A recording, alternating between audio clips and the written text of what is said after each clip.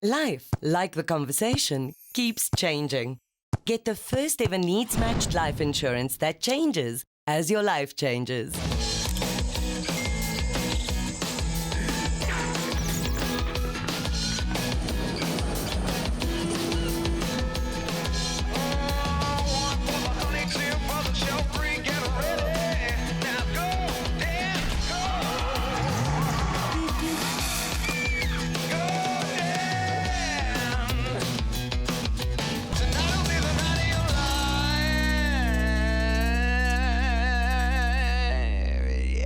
Welcome to another lockdown edition of the Dan Nicholl Show with Bright Rock as we continue to navigate these very strange times. But we do so, as we do every week, with some seriously cool guests. And this week, the cool factor goes through the roof. A little later on in the show, we head over to the Netherlands and catch up with Ruud Gullit, big fan of South Africa, to see how life in lockdown is in Amsterdam. And we also catch up with Brad Binder, who's probably digging up his mum's garden with his motorbike at the moment, frustrated at not being on the MotoGP circuit, where he would have been this very week. We start, though, with somebody who hasn't always been South Africa's greatest friend, but since he retired from cricket, he's become a good mate of the Dan Nicholl Show. We've had him on a few times. We now found him at home in Melbourne, looking fit and healthy, big smile in place. Hello, Shane Warne. G'day, Dan. How are you, mate?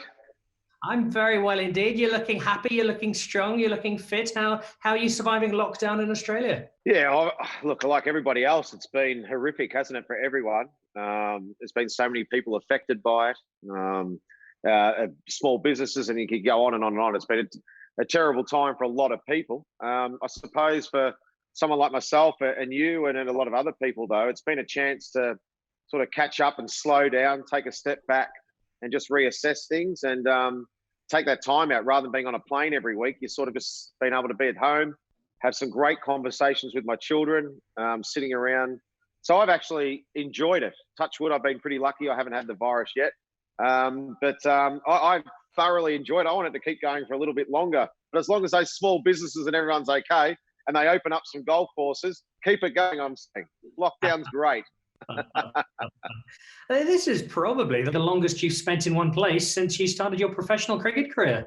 Yep, 30 years. I've never been in one city for this long. It's up to 9 weeks or eight or 9 weeks now. So for 30 years, I've been this long in one city. So it's been fantastic from that point of view, to just be with my children, go for afternoon walks along the beach and sit around talking with them, helping them, clean their rooms and, like everybody, empty out the kitchen, right? I'm going to help me do the kitchen cupboards. You're helping me do the wardrobes, garage, everything like that. So, and then sitting around at night time and having dinner and just talking about, they're asking me lots of questions about my career and what it was like when I was starting and I was their age.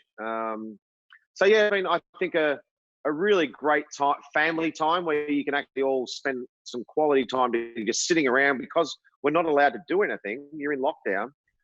So it's actually opened up a lot of conversations and chats, and they've opened up a lot more too about their school and future and what they want to do. So yeah, look, from that side of things, as I said before, it's been great. There's an absence of live sport at the moment, Shane, which normally keeps both of us very entertained. And so we've had to rely on sporting nostalgia, lots of old games, lots of great moments. I've watched a fair bit of Shane Warne, and watching something last week reminded me of a conversation I had a couple of months ago. I hosted a charity dinner for the Lord's Taverners with Mike Gatting and David Gower. And no surprise which delivery came up in question to Mike Gatting.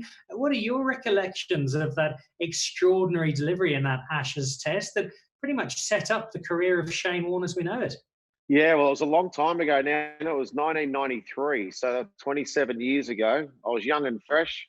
It was my first ever Ashes series, and it was my first ball I was about to bowl in Ashes cricket. To then deliver, I suppose, the perfect leg break, first ball you ever bowl Ashes series, was pretty amazing. It just came out the hand nicely, and unfortunately, for Gat, it just keeps getting and people like to talk about it when they, those highlights packages and check ball out or that ball or that shot. It's always on there, and it's great fun. I don't think I'd be past him right now the way he's travelling at the moment, though, Gat. He'd probably take up about 2 stumps twice, I reckon. So I don't think I'd be able to get past him at the moment. But back 27 years ago, I managed to one.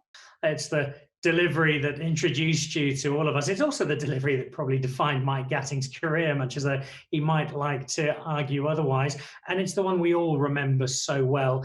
But is there another delivery, another game, another moment in your cricket career that's maybe more special, one that means a little more to you in reflection?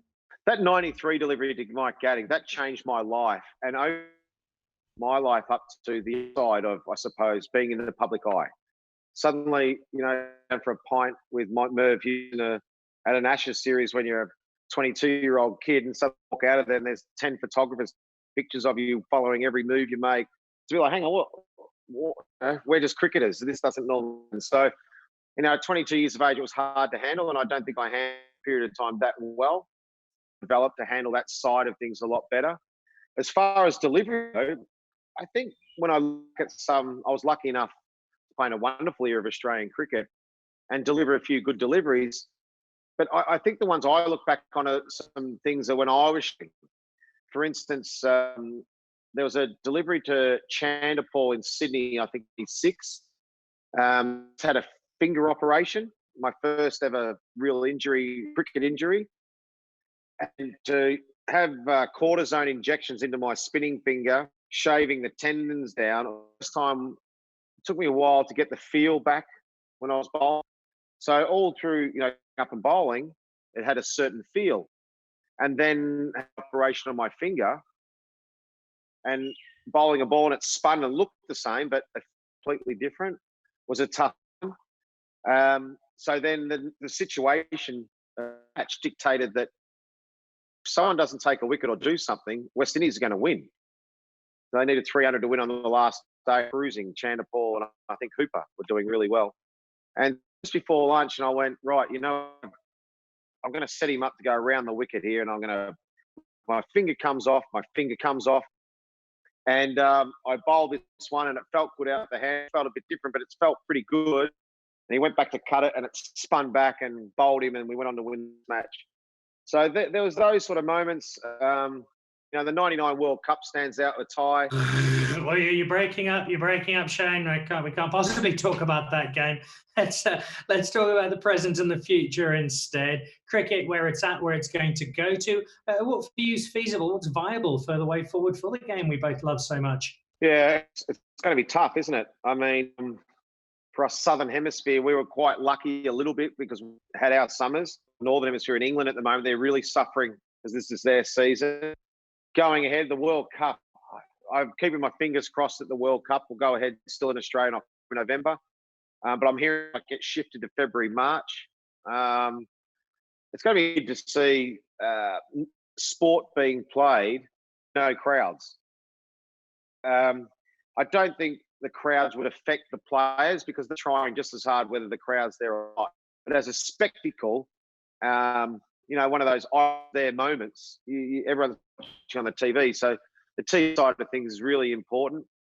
Couldn't agree more, Shane. Cricket, in whatever format it needs to take, cannot come soon enough. Big thank you, Shane. Really, really appreciate the time today.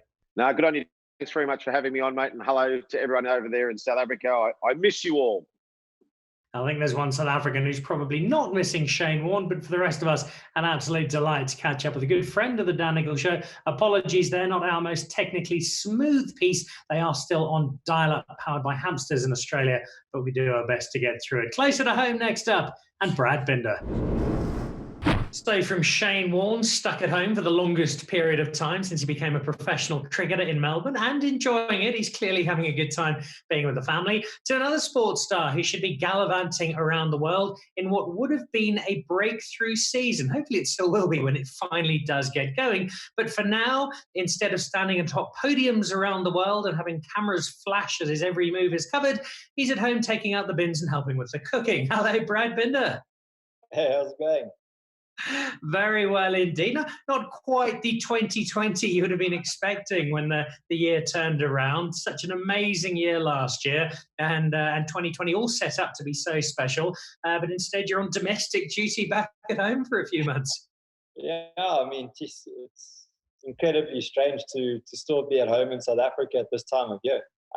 Since 2012, I've been spending a lot more time over in Europe, and it's insane. You know, we're in Qatar ready to go. It was actually the Monday before the race that they decided to cancel it all. So it's been a very, very frustrating and strange start to the season, but things are looking good. It looks like we're going to be starting on the I think the 18th. They said the 18th of July. So at least we have a calendar coming out now. So at least we have something to look forward to.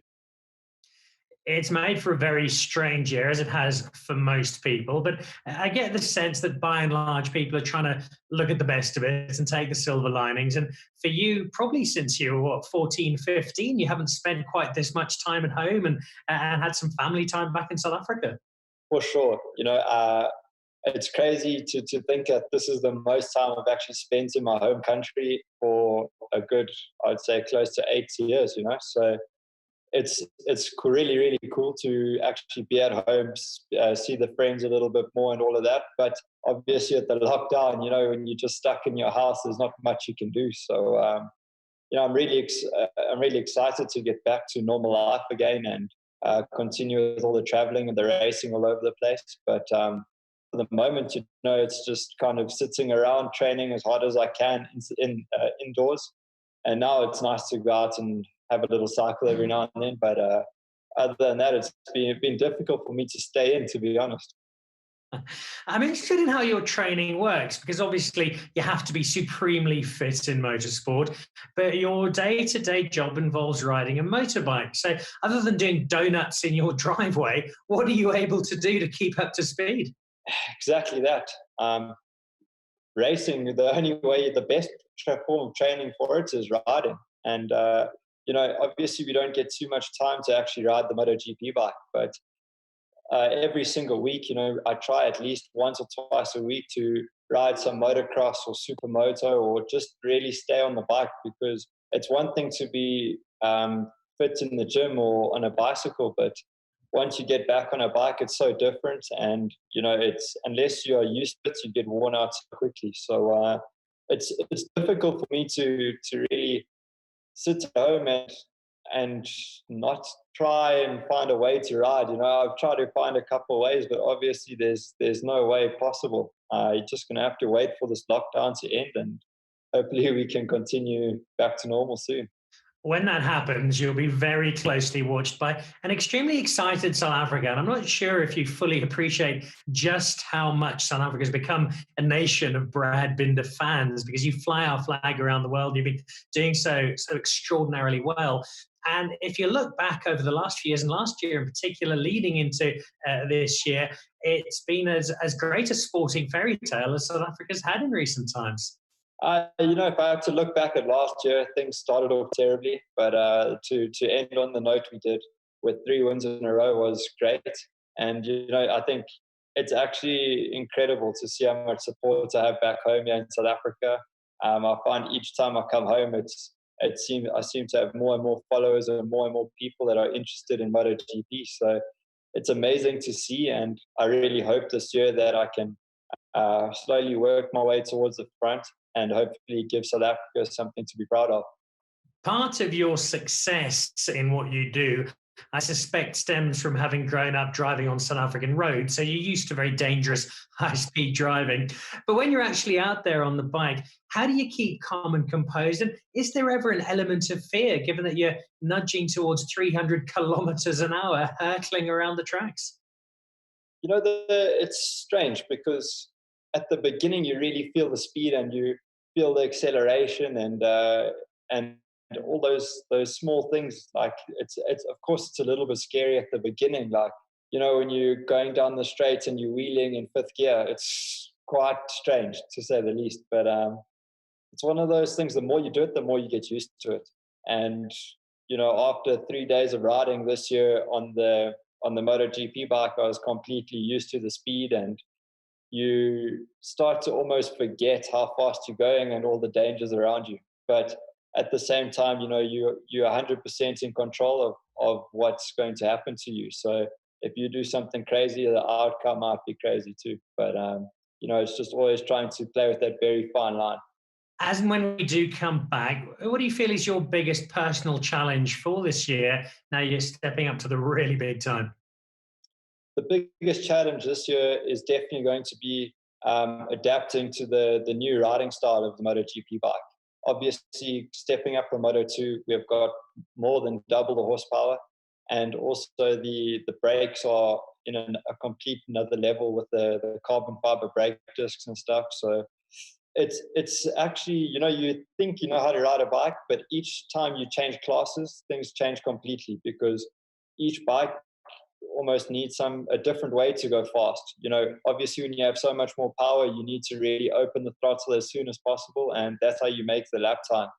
So it's going to take some getting used to, because to forget your old habits and just kind of start fresh straight away is a lot harder than it sounds. So well, you have motored your way through the rankings and the different categories very quickly indeed, much as your riding style would suggest. And it's been an absolute delight and pleasure to watch that, Brad. I know you're feeling cooped up at the moment. We all are, but particularly those of you who are prime athletes. So onto that road soon, we hope. And we look forward to having you in studio for the Dan Nicholl Show, perhaps towards the end of 2020, with mantle, maybe not just Rookie of the Year, but possibly a couple of podiums as well. That would be great. I look forward to it. All right. And I know you did mention in a WhatsApp to me last week that you'd be very, very happy to take me out for a ride on your bike. Unfortunately, I'm busy that afternoon. Otherwise, I really would have loved to, but maybe next time. It's probably the best choice. I definitely wouldn't get on the back of someone else either. So there we go. He is the most exciting young South African sports talent in the world at the moment. MotoGP is his next playground. And like the rest of South Africa, I cannot wait to see him line up and show the rest of the world just how good he is. So Brad Binder in South Africa for now. He'll be off internationally, hopefully by July. We're off internationally now as we leave South Africa and move to the Netherlands and catch up with one of my favourite footballers, one of the world's all-time greats, Ruud Gullit. So for our last guest this week, we head to the Netherlands. And to be honest, I've been feeling a little gloomy over the last week or so, just a little down, probably stuck at home too much, wanting to get out and play golf, wanting to go and stretch my legs, wanting to be able to buy a bottle of wine. So I thought, who can I call who's the happiest person I've ever met? Someone who nobody in the history of the world has ever seen not smiling. He just lives in a state of delirious cheerfulness. In fact, he's sometimes annoyingly cheerful, but he's exactly what I need right now to put a smile on my face. Hello, Ruud Gullit. How you doing? I'm looking forward to come back to South Africa again. It's like my second home. Well, we miss you dearly. We'd love to see. Yeah. We'd love to see anybody at the moment, because we're feeling a little cut off from the world here in South Africa. How are things in the Netherlands? How is life in Holland? We had a so-called intelligence lockdown, which means that you were able to go on the street. They didn't want a lot of people on the street, but you could. I was able to go out on a bike. I was going in places. So I was not stuck in the house. It's placed the whole world in a completely unprecedented space. Yeah. And every day where we're having to deal with new elements, including the world of sport, which is very dear to the hearts of both of us. And you've got good news and bad news, Ruud, because the good news is this week you can be back on the golf course, which is your favourite place in the whole world. But the bad news is I believe that all football has come to an end for this season. Yes. For you. It was an easy decision here in Holland because the money of the television was already collected. So for that reason, there was no reason to take any risks. They could cancel it. The only problem was the procedure, how to do it. It was a difficult decision for our federation because any decision they were taking was always the wrong decision. For some clubs, it was a good. For some clubs, it wasn't. So, it was not the same situation that you have in Spain, Germany, or in England. Because in England, they're still waiting for the last bit of money. I think it's something like 700 million. And if clubs won't get that money, they could be in serious trouble. We don't have that in Holland. So therefore, it was an easier decision. I think you could still wait every month to say, okay, see how the situation is and then make a decision. It was a little bit harsh to make that decision so quickly. But we can play golf. We believe that here in South Africa, golf courses will be open in the next couple of weeks. So we'll be following your footsteps. Until we do that, we're spending our time trying to find ways to occupy ourselves and keep busy. And one of those ways is watching old sports matches because there are no new ones. And I've been watching plenty of football on Supersport. I think there was a game from 1988 you might remember quite well that was playing on TV the other day. If you look back across that wonderful, wonderful football career of yours, Ruud, and you had to choose one game for me to go back and look at and watch as I run through old footage, what's Ruud Gullit's favourite ever match?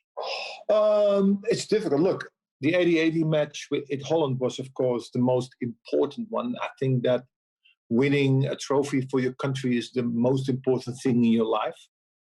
But for me, also important on a personal level was, I think, the final against Steaua Bucharest, Champions League final with AC Milan in Barcelona, winning 4-0 and also scoring 2 goals. That's of course was the beginning of something that stands out. I think for club is the most important thing to win the Champions League, and we did. It's a strange thing because after that you can win also the World Cup of football, but it doesn't have the same thing. I don't know why. I think also because maybe in those days you played in Japan against a South American team. Now it's a tournament. Now it's totally different. But in those days was only one match in Japan, and then you win another cup. But Champions League was different in our days because only champions were possible to participate in that tournament.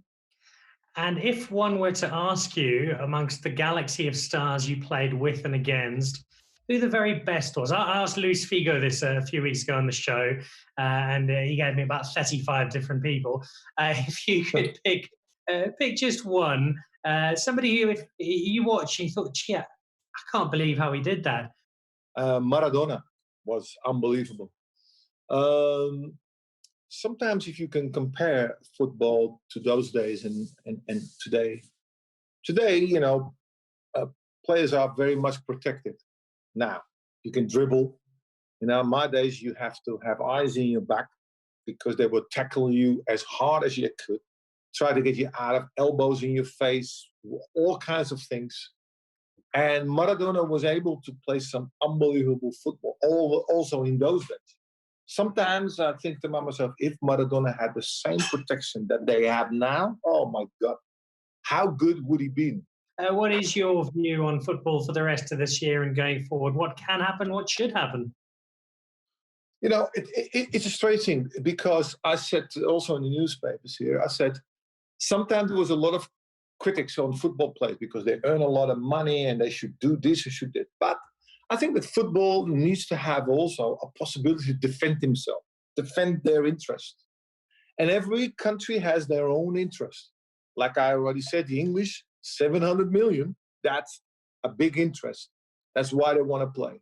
I have a little bit of a mixed feelings of it at the last minute. In the beginning, I thought, okay, if you have a possibility to play it, okay.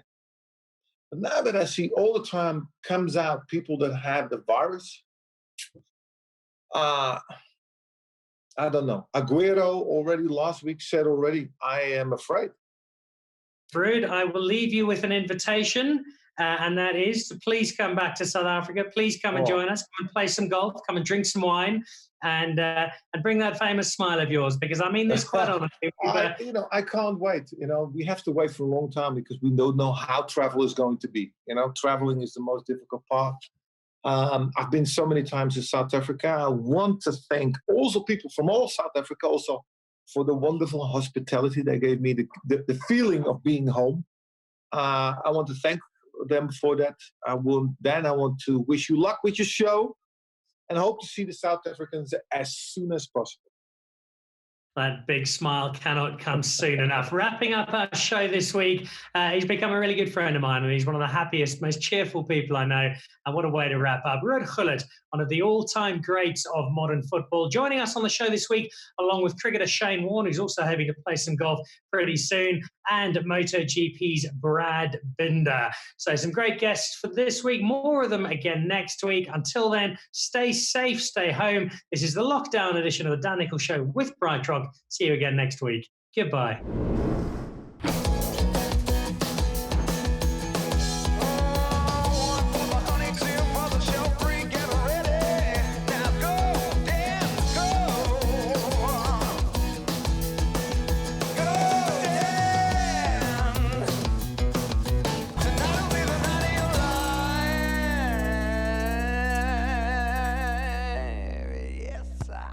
Life, like the conversation, keeps changing.